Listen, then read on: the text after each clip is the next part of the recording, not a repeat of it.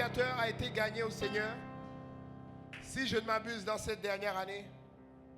Et depuis qu'il est là à J-Péniel, il a vraiment dépassé ce qu'un nouveau croyant fait. En fait, lui, il vient dans la deuxième génération. Mais c'est quand même quelqu'un de première génération. Chaque fois que je le vois, il me rappelle le feu initial qu'avait J-Péniel. Amen. Donc sans plus tarder, je l'appelle le fils du frère Pierre. Son nom c'est Thierry Béat. Viens et prêche la parole du Seigneur.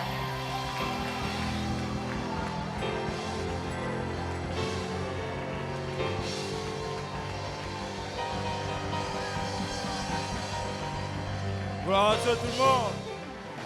Gloire à Dieu tout le monde. Amen, amen. Wow, quelle introduction. Amen. Juste avant de commencer, j'aimerais rendre grâce au Seigneur pour nos dirigeants. C'est important toujours de les garder en prière, nos dirigeants, nos bergers. Amen. Et j'aimerais vraiment rendre grâce à Dieu pour David. Amen. De ma vie, j'ai jamais vu un jeune homme de 22 ans qui veut être pasteur. Amen. Et sans le savoir, c'est un exemple pour plusieurs d'entre nous. Et nous voulons le garder en prière. Amen. Donc sans plus tarder, nous allons aller dans la Bible. Nous allons aller dans 1 Corinthiens chapitre 2, verset 2. La Bible déclare: car je n'ai pas eu la pensée de savoir pour vous autre chose que Jésus-Christ et Jésus-Christ crucifié. Amen. Vous pouvez vous asseoir dans la présence du Seigneur.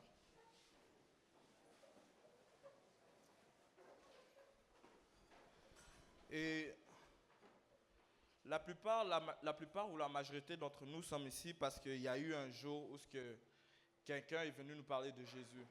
Il y a eu ce jour où quelqu'un est juste venu nous évangéliser et tout ce qu'il a fait, c'est nous parler de Jésus et son sacrifice à la croix.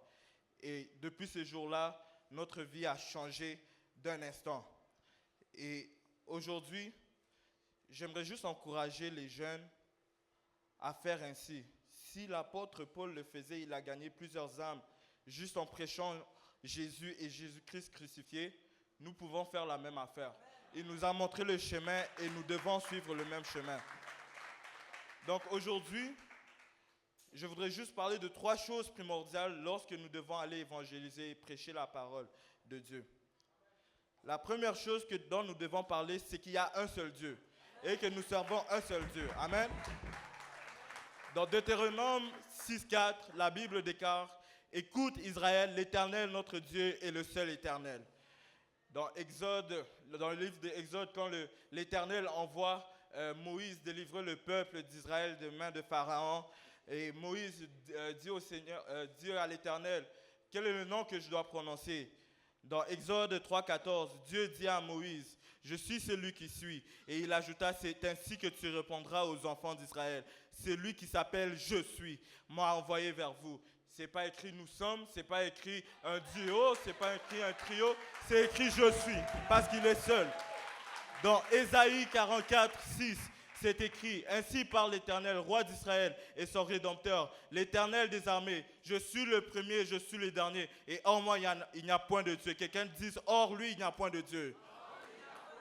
Ésaïe 46,9, la Bible dit: souvenez-vous de ce qui s'est passé dès les temps anciens, car je suis Dieu et il n'y a point d'autre Dieu. Je suis Dieu et nul n'est semblable à moi. Que quelqu'un dise: nul n'est semblable à lui. Alléluia. Dans Ésaïe 45, versets 22 à 23, la Bible dit: tournez-vous vers moi et vous serez sauvés, vous tous qui êtes aux extrémités de la terre, car je suis Dieu et il n'y a point d'autre Dieu. Je le jure par moi-même, la vérité sort de ma bouche et ma parole ne sera point révoquée. Tout genou fléchira devant moi, toute langue jurera par moi.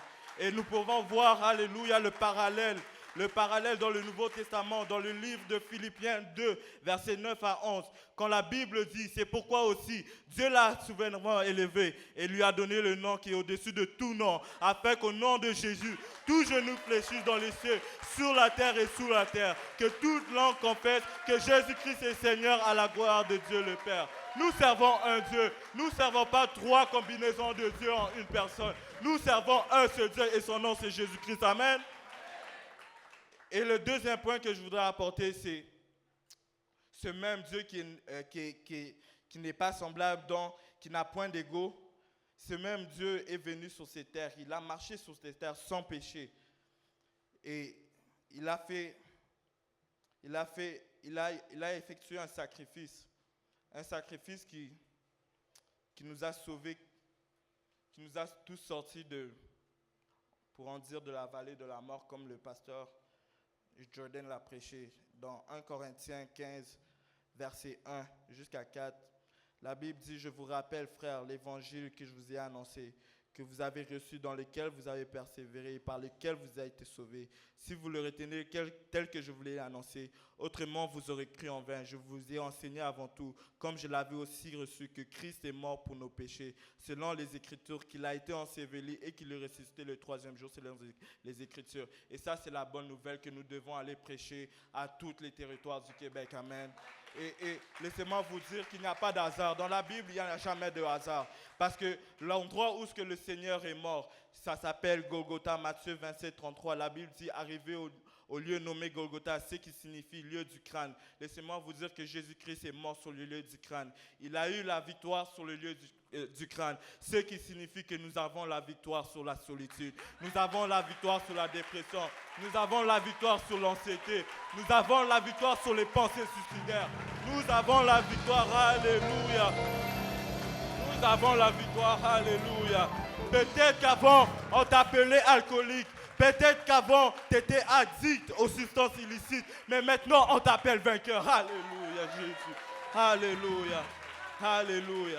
Et afin de pas rendre ce sacrifice vain, et afin d'hériter le royaume des cieux, ceci est mon 3e point, nous devons nous repentir, se faire baptiser au nom de Jésus et recevoir le don du Saint-Esprit. Dans Actes 2, 38, la Bible dit, Pierre leur dit, repentez-vous et que chacun de vous soit baptisé au nom de Jésus-Christ pour le pardon de vos péchés et vous recevrez le don du Saint-Esprit. Pasteur Lionel, laisse-moi te dire que, alléluia, le 30 septembre 2023, aux alentours de 22h, quand tu m'as plongé dans cette eau, oh, alléluia. J'avais des ambitions, mais laisse-moi te dire que, oh, je n'étais rien, je n'avais rien, mais il m'a lavé avec son sang.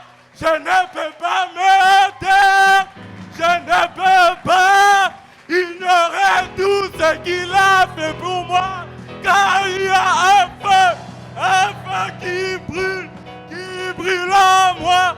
Oh, moi, alléluia.